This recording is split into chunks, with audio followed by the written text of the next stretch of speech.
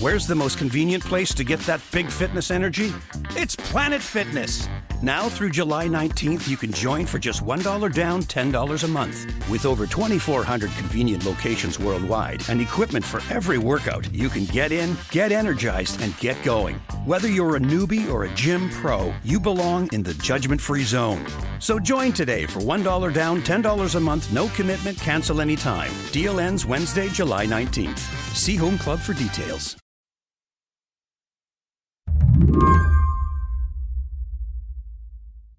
I asked Kiera Butler to begin by walking me through the front doors of the Moms for Liberty convention, a meetup that took place a little earlier this month in Philadelphia.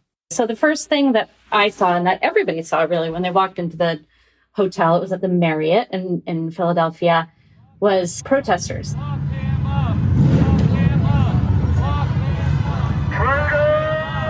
This was the scene in Philadelphia this afternoon, a swarm of protesters gathering in opposition to a controversial group descending on the city. There were, a rotating cast of hundreds of protesters, about, probably 100 of them there at any given time.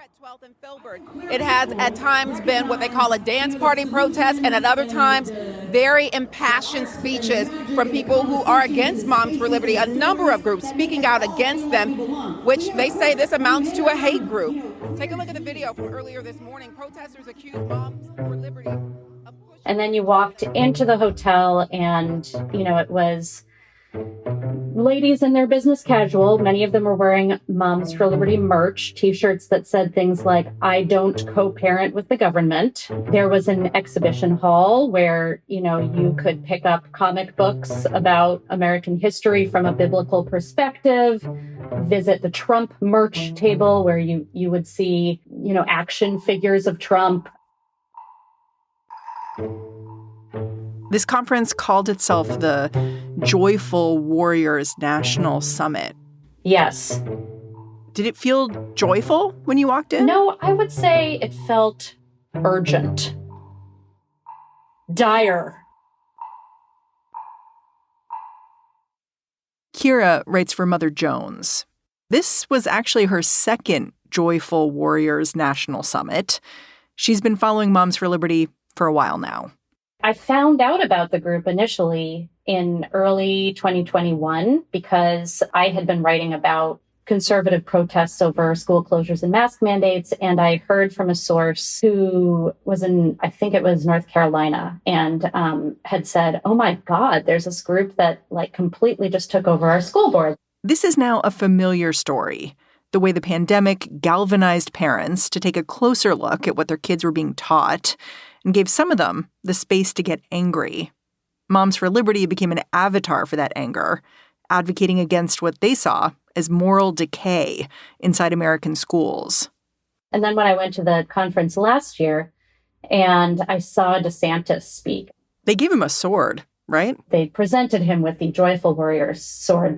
It was at that first conference that Kiera started to think about Moms for Liberty's more lofty ambitions, beyond just school boards. The meeting this month in Philly, it was like watching those ambitions made manifest. Well, thank you very much. And Donald Trump spoke this time around. Got a nearly 3-minute standing ovation, in fact. I'm thrilled to be here in the birthplace of American independence with the proud patriots of the Moms for Liberty. Ron DeSantis was back, too. Nikki Haley spoke, and former Arkansas Governor Asa Hutchinson, and businessman turned presidential hopeful Vivek Ramaswamy. To Kiera, this meetup, it looked like a miniature CPAC. That is, a gathering of an unofficial branch of the Republican Party.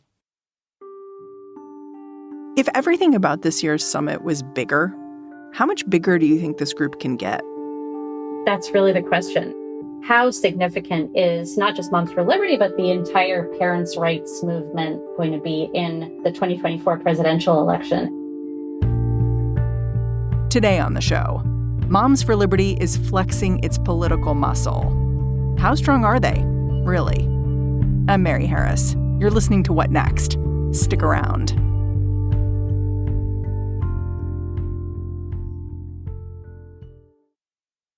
Slate listeners, are you ready to shape the future? Discover a one-of-a-kind opportunity with Schwartzman Scholars, a fully funded one-year master's program in global affairs. Hosted in Beijing, China, Schwartzman Scholars is an immersive experience designed to prepare the next generation of leaders to promote intercultural understanding and make an impact. The scholars dive into a cutting-edge curriculum focused on leadership and global affairs, immerse themselves in China's vibrant culture, gain unparalleled access to thought leaders, and learn from hands-on experiences around the country. The application is open now until September 19th. Head to schwartzmanscholars.org to learn more about Schwartzman Scholars Global Community. This podcast is brought to you by Progressive Insurance. Whether you're driving, cooking, or doing laundry, Progressive knows the podcasts you listen to go best when they're bundled with another activity, much like how their Progressive home and auto policies go best when they're bundled. Having these two policies together makes taking care of your insurance easier and could help you save too. Customers who save by switching their home and car insurance to Progressive save nearly $800 on average. That's a whole lot of savings and protection for your favorite podcast listening activities, like going on a road trip, cooking dinner, and even hitting the gym. Yep, your home and your car are even easier to protect when you bundle your insurance together. Find your perfect combo. Get a home and car insurance quote at Progressive.com today. Progressive Casualty Insurance Company and Affiliates. National average 12-month savings of $793 by new customers surveyed who saved with Progressive between June 2021 and May 2022. Potential savings will vary. Can we tell the Moms for Liberty origin story? Like who founded this group and what their mission was? Like I first remember hearing about them back in the fall of 2021. There was a big profile in the Washington Post. Is that about when they started emerging into the national consciousness? Yeah, I think so. I mean, I think that they got together maybe in late 2020, and then they officially became a group in 2021. The way that they tell the story, so the two main co-founders were Tiffany Justice and Tina Deskovich, both of whom had served as school board members in 2 different counties in Florida. And they happened to run into each other at some kind of awards event. And then they connected. One of them had lost her seat on the school board, right? Correct. So I think that, that was probably part of what went into kind of It was motivational?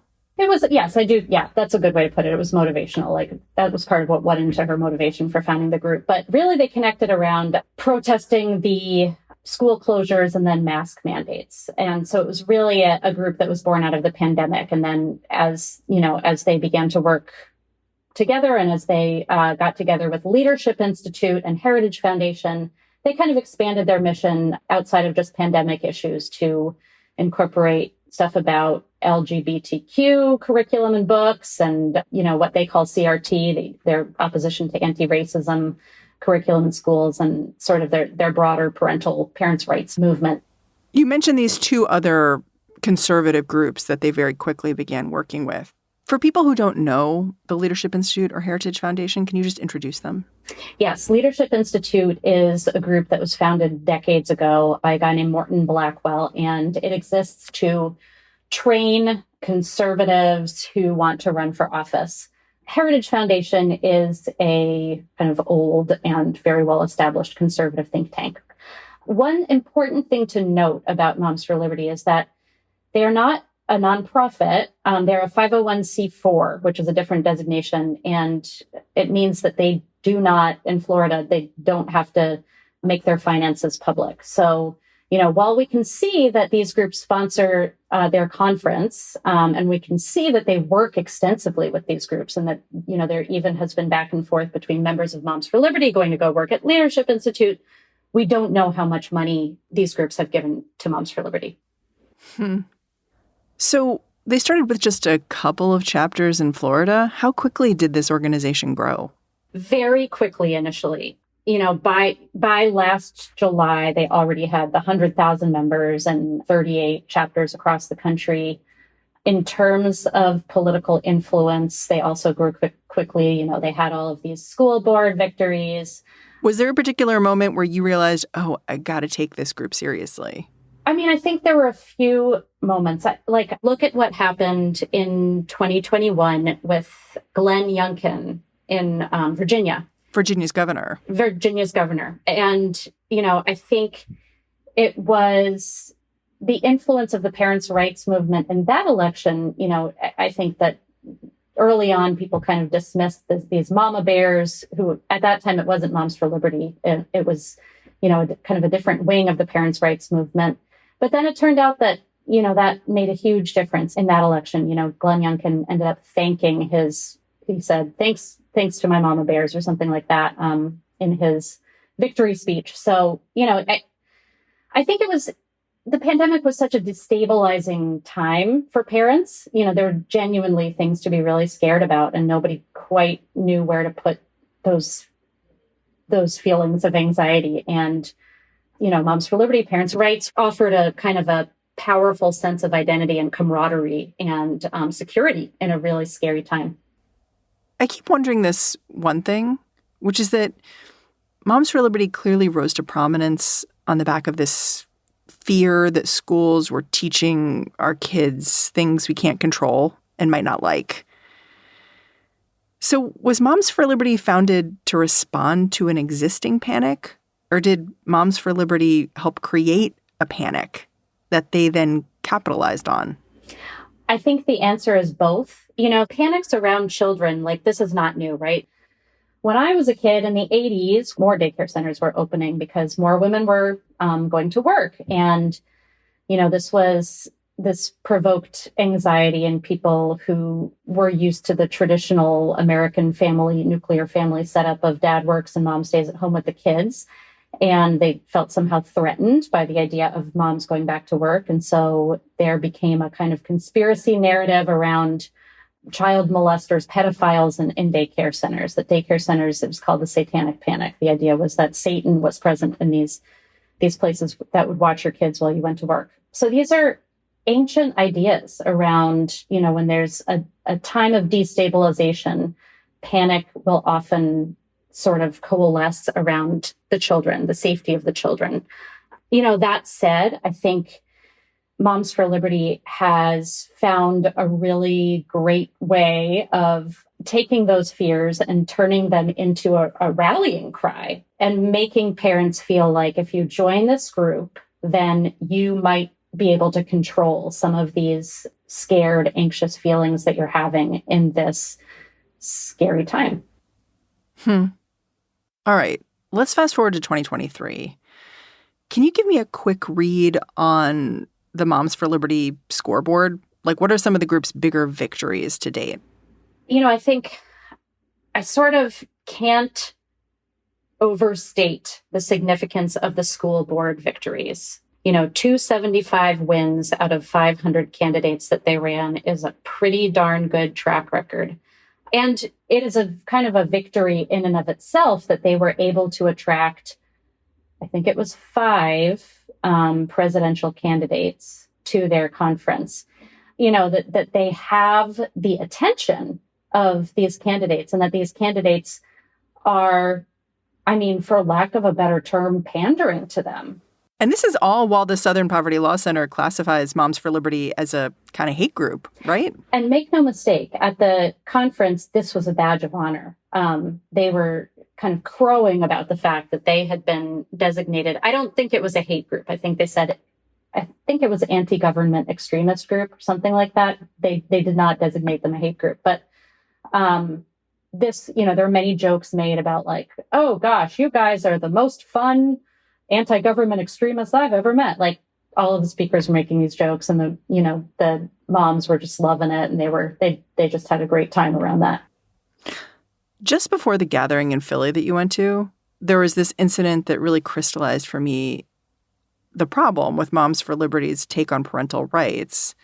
A local Moms for Liberty chapter in Indiana published a newsletter, and it was emblazoned with a quote that was attributed to Hitler. Can you explain what happened here? So this was a newsletter that went out to their members. There was electronically, and it had a quote from Hitler. And I'm going to paraphrase it because I don't remember it word for word, but it was something like, he who owns the children owns the future, something like that. And the spirit, if I am being charitable, then it does seem like the spirit in which they meant it was, they were saying like people on the left, like who they call leftists, are owning the children. And we have to really watch out because that's what Hitler was trying to do too. You know, people who I talked to at the beginning of the conference and some of the speakers kind of said this. They were like, well, you know, that was taken out of context. People got very upset about the Hitler quote, but also it's never okay to quote Hitler. Fine. As the conference wore on, it became almost like the Hitler quote was a badge of honor. Like the speakers were saying that person had nothing to apologize for. Like maybe we should be reading Hitler. And it became almost like a recurring theme, like a callback with people. By the end, Dennis Prager, who's a conservative podcaster and YouTuber, in his speech, he said, you know, in a newsletter, a Moms for Liberty member quotes Hitler and somebody cheered. So by the end, it was really something that they were almost the same as the SPLC extremist designation. They were kind of reclaiming it and using the Hitler quote as kind of a victory. Watching this group kind of digest and repurpose controversy in this way, what did it mean to you? Well, I think one thing that it meant to me was that the way that Trump does politics, which is kind of the same, you know, Trump kind of is unapologetically brash. You know, things that he said that from any other politician at any other time in history would have been a terrible gaffe and he would have had to apologize. He really made his brand out of owning that and never apologizing. And I think that the success of that political rhetoric tactic has not been lost on Moms for Liberty. They're not afraid to be led by their most radical members. No. And I think at this conference, what I saw was they were sort of egging each other on, you know, urging each other not to apologize. When we come back, mission creep at Moms for Liberty.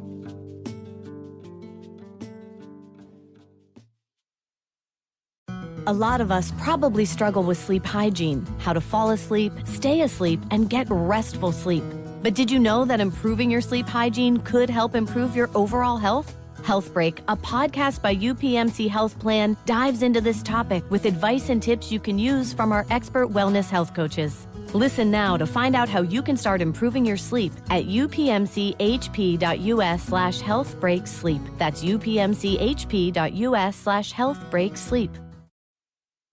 One of the things that interests Kiera most about Moms for Liberty is the way their tactics are spreading. She's noticed people who've been activated by this group, they don't necessarily stay focused on education, but Moms for Liberty gives them a kind of toolkit, one they can use no matter what they're trying to get done. I wrote about a few months back, there was at Sarasota Memorial Hospital, which is a public safety net hospital.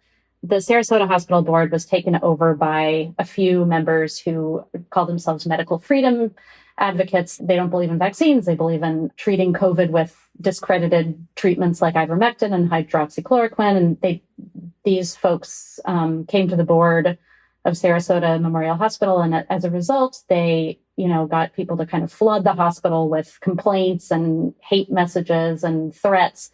And it turned out, like, my reporting found that these folks had really taken a page out of the playbook of the Sarasota School Board, which is led by Bridget Ziegler, current Leadership Institute person and former Moms for Liberty person. So, you know, it's not even just in the sphere of children and schools that you can see their strategy working. It's now expanding beyond that. Not only have Moms for Liberty's tactics spread, the goals of this group have gotten way bigger than banning YA novels. Now, some of them want to get rid of public schools altogether. At their summit, presidential candidate Vivek Ramaswamy got a round of applause when he said he wanted to abolish the Department of Education. So Vivek Ramaswamy did say that he wanted to abolish the Department of Education. But at last year's summit, Betsy DeVos said that. She spoke at last year's summit, and she said that. And that was probably the biggest applause, the loudest applause, the longest standing ovation that I saw of the whole conference last year. And she used to lead the Department of Education, so she just wants to set fire to it behind her. Yes, right. So this has been like a long-standing theme with Moms for Liberty.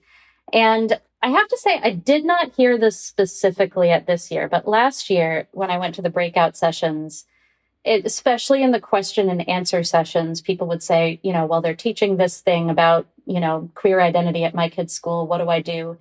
And the answer was often pull the kids out of school, pull them out of school, homeschool, use vouchers. Some states you're allowed to use vouchers of public money to send your kid to a private school.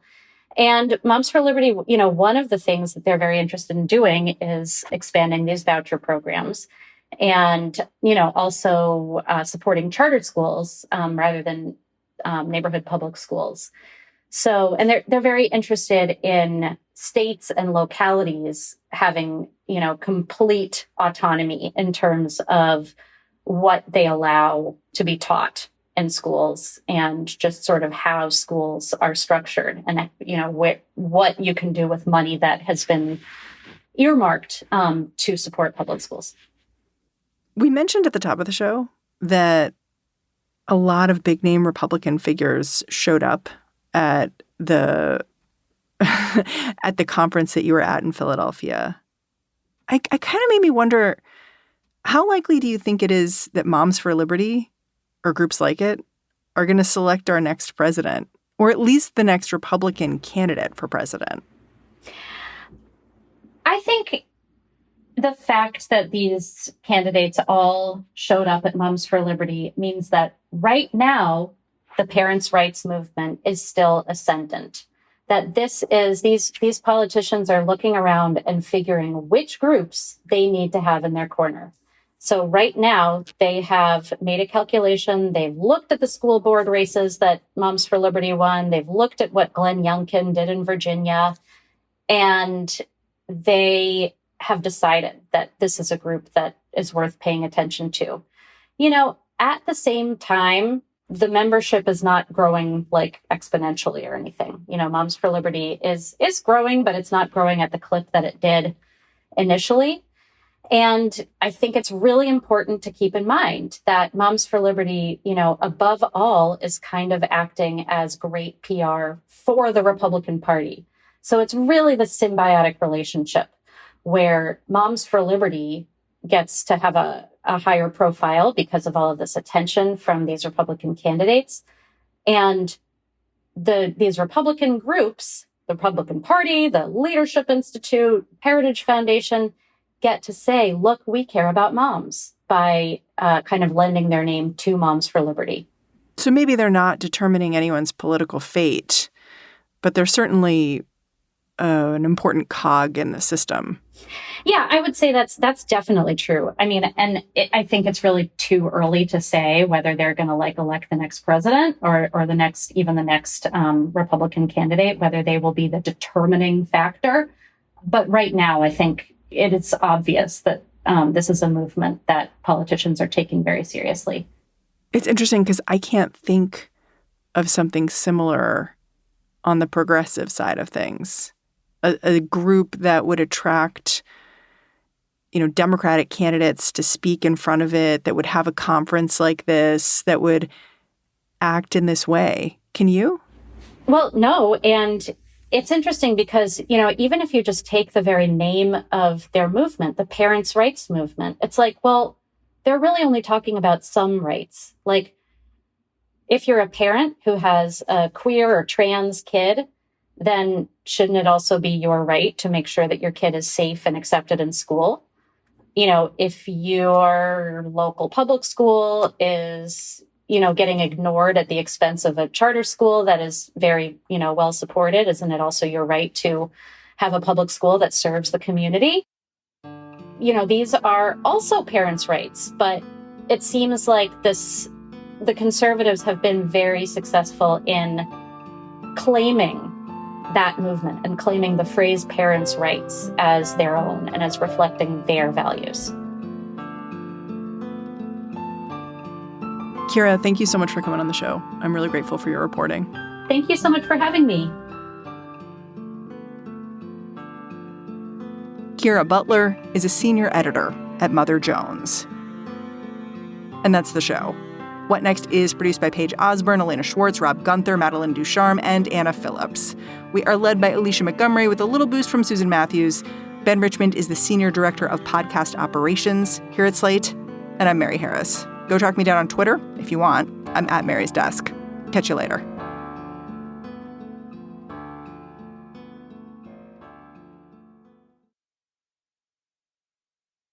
A lot of us probably struggle with sleep hygiene, how to fall asleep, stay asleep, and get restful sleep.